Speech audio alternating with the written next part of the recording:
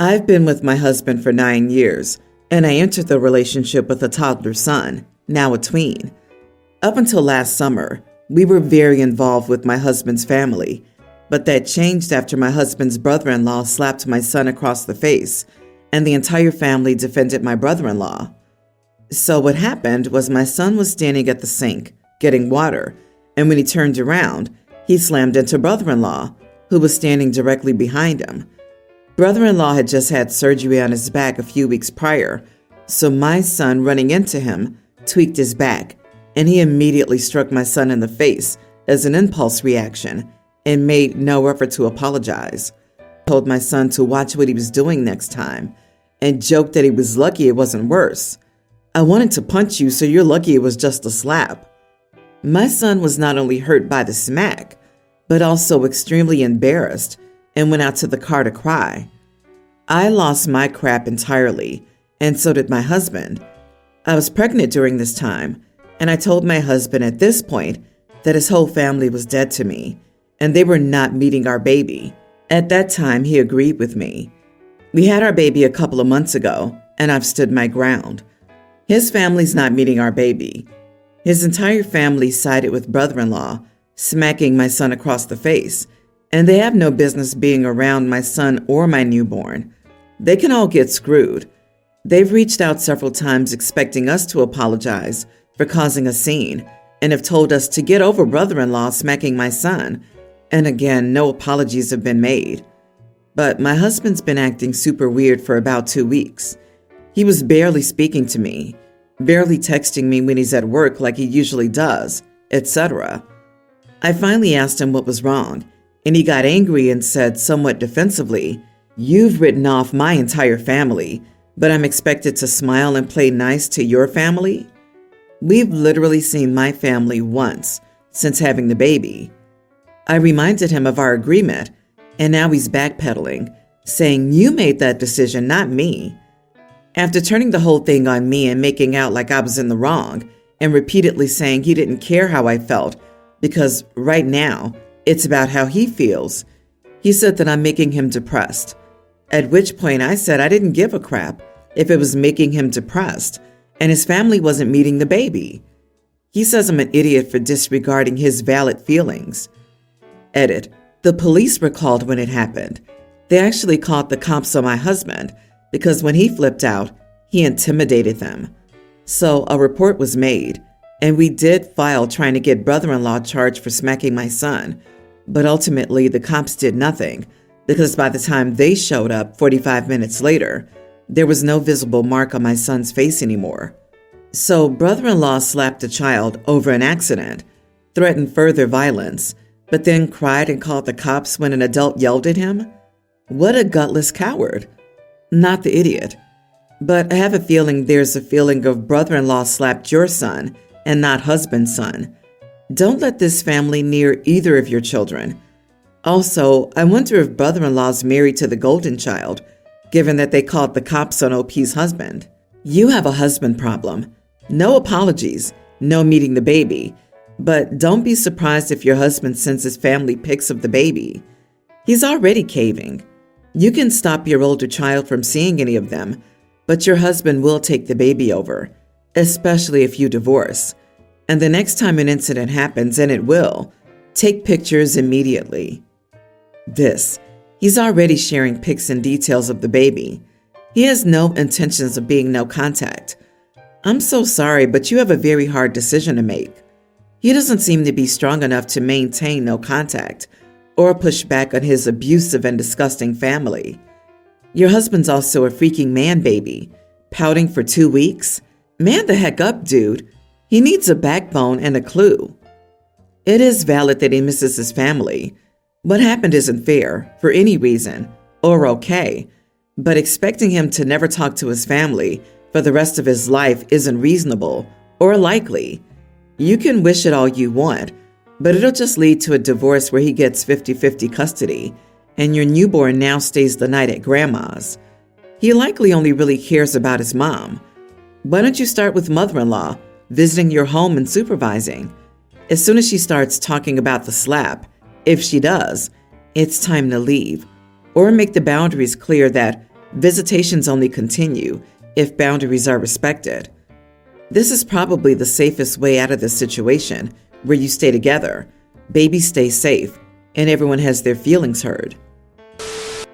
My brother got married a few years ago to Shelly. She's the type of person who'll say something rude and then tell everyone it's true when someone points it out. So what's the harm? My mother despised her and opted out of most events just to avoid her.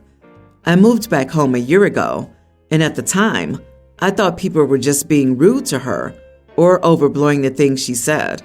I was wrong. My first proper introduction to her, she told me my outfit looked terrible on me and it wasn't hiding my stomach. I gave a present for a birthday party and she told me I was cheap. I got a bubble gun for a 5-year-old and he loved it. This goes on and on. I talked to my brother and he told me she's autistic and she can't help it. I then talked to her and I told her I wouldn't put up with her being rude. Now it's my toddler son's birthday and I invite the family. I wouldn't have invited her, but I don't want to cause waves.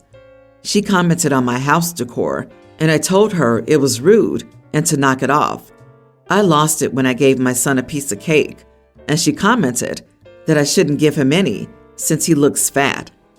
I told her to apologize and she told me it was the truth. I told her she was overweight, that if she took care of herself more, she wouldn't be fat, that this was the truth, and that she was rotten on the inside and her looks were just as bad.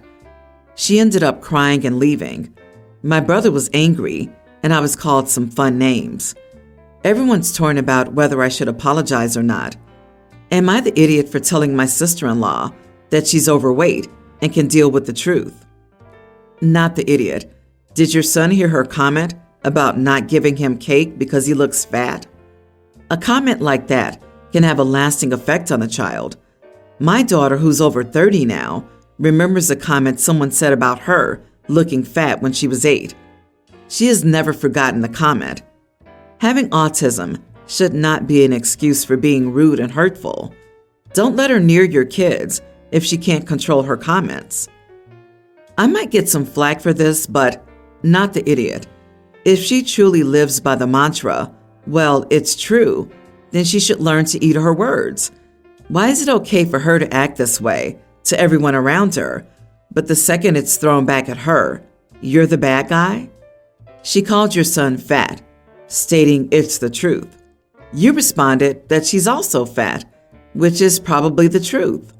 Don't dish it if you can't take it, in my opinion. Time and a place and being the truth doesn't make it okay. This really feels like an "I'm brutally honest, just deal with it" kind of cop-out to act erroneously like an unfettered idiot, which is not an excuse. I'd be surprised if this girl is actually genuinely autistic. Don't apologize, OP. The gloves are off when a grown-up adult talks smack about an innocent child like that. Your brother is a major idiot for enabling her and letting her insult your child. Don't throw stones when you're in a glass house. I definitely wouldn't invite her to future events. She has no care for others' feelings, and no one will care for hers. I, a female teen, have been on a diet for the last 6 months. I only eat low-calorie foods and drinks marketed as diet or healthy food, although they might be a bit of a scam, but whatever. I went to the fridge to get my salad, and it wasn't there, along with a few other things of mine. I asked my mom about it, and she said she threw all of my food away because she didn't want me dieting anymore. We got into a big fight, and I called her controlling, and she was really upset and said she was trying to help me, and I didn't appreciate her help. I don't understand what she's talking about. I don't get what the problem is with wanting to be healthy and actually looking after my body. She's told me before that she doesn't think I'm eating enough, but then she takes away my food? Like, actually, what the heck? It's so annoying too, because I don't want to eat high-calorie, unhealthy crap, and that's like most of what we have at home. So I have to spend money on getting my food again, but I honestly don't trust her to not get rid of it all again. My dad said I really upset her, and she's kind of angry at me now too. My mom has barely spoken to me, and my dad keeps telling me that I was cruel and to apologize to her. I don't know if I'm in the wrong. I thought it was normal not to be happy when someone gets rid of your food. So, am I the idiot? Edit. I'm 5'5" and 105 pounds. I used to be 136 pounds. My goal is 95 pounds. You are the idiot. You're 5'5" and 105 pounds, saying your goal is 95 pounds? Your mom's trying to save your life. As a teen, you're still physically and mentally developing. Starving yourself will do permanent damage and lock you into the cycles of an eating disorder. You need to get with an experienced nutritionist and therapist to help undo the very dangerous thought patterns that you've developed. Your mom is trying to save your life, so the best way to do so is to throw her food away and not talk about it? What a way to raise a teenager. If anyone is the idiot in this case, it's the mom, not for wanting the best for her child, but for the way she did. It speaks volumes about how she raises her daughter. Mom's actions aren't going to save her life. They'll push her more to stop eating altogether. Everyone's the idiot here. You shouldn't be on diets at your age unless you're being supervised by a professional. Let's start there. And yes, many diet products are a scam. And I'd like to add that many low-calorie products are actually less healthy than their full sugar counterparts. Is your mother controlling, though? She should have dealt with the situation in a different way, expressing her concerns to you before acting out like that. And your father's only entitled to be mad at you if he was present during your fight with your mom.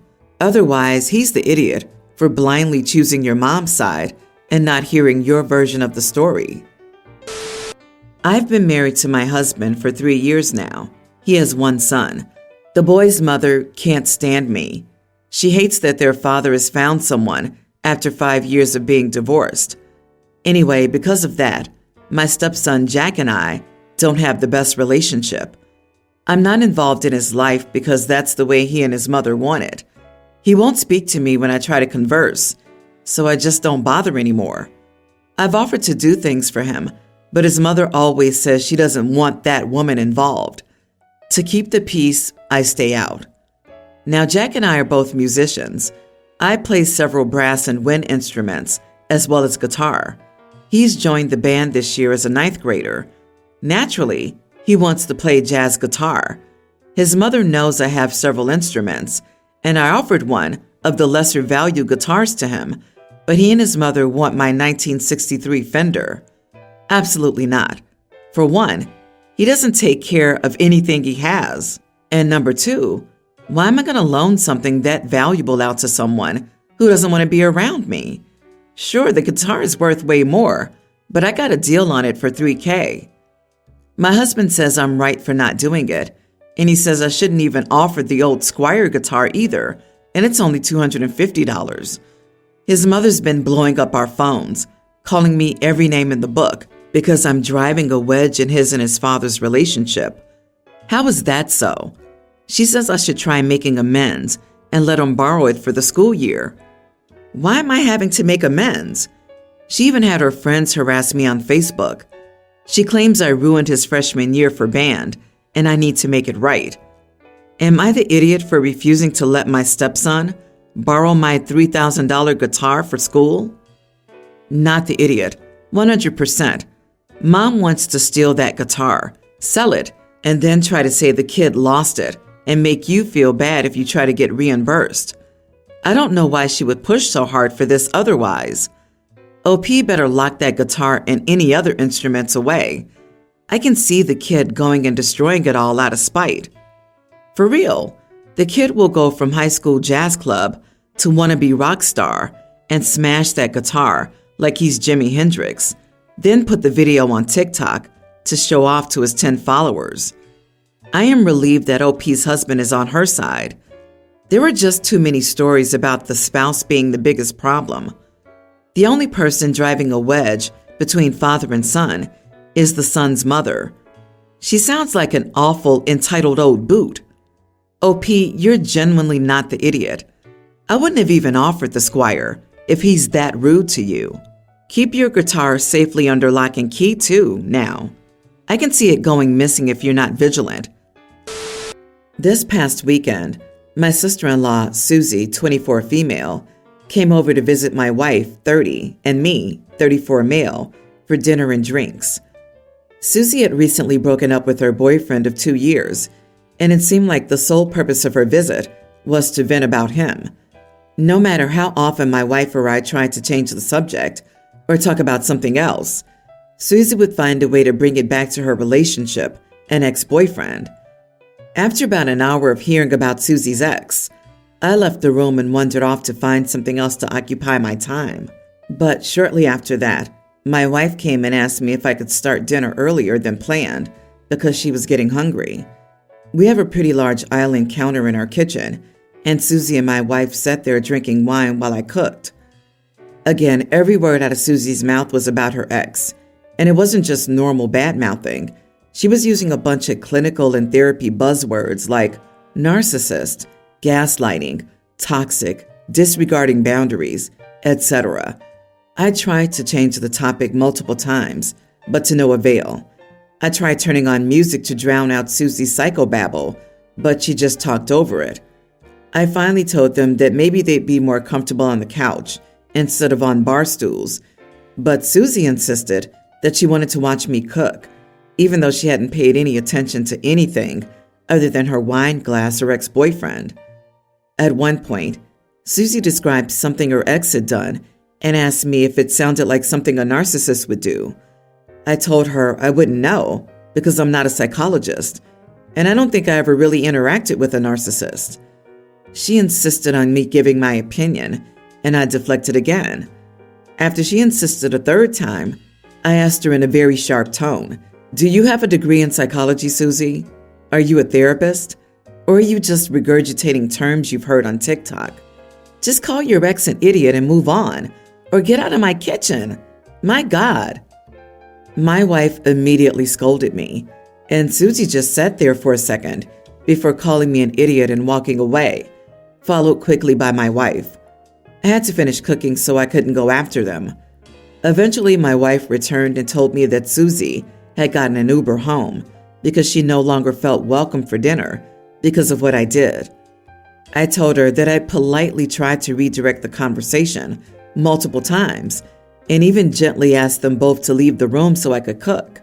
But Susie insisted on goading me about my opinion on something I care zero about. My wife told me I should have just humored Susie because she was going through a breakup and needed a safe place to vent. I told her that there's a line between venting and just spewing therapy buzzwords, and Susie was definitely way to one side of the line. I told her I tried to remove myself from the conversation multiple times, but Susie kept insisting. My wife told me I should have just humored her. Forget that. If your wife wants to take on that role of confidant and lend an ear, fine, but she can't force you to also listen to Susie vent for hours on end. That's not a reasonable ask. Your wife needs to learn to read the room and not rope you into things you don't want to be a part of.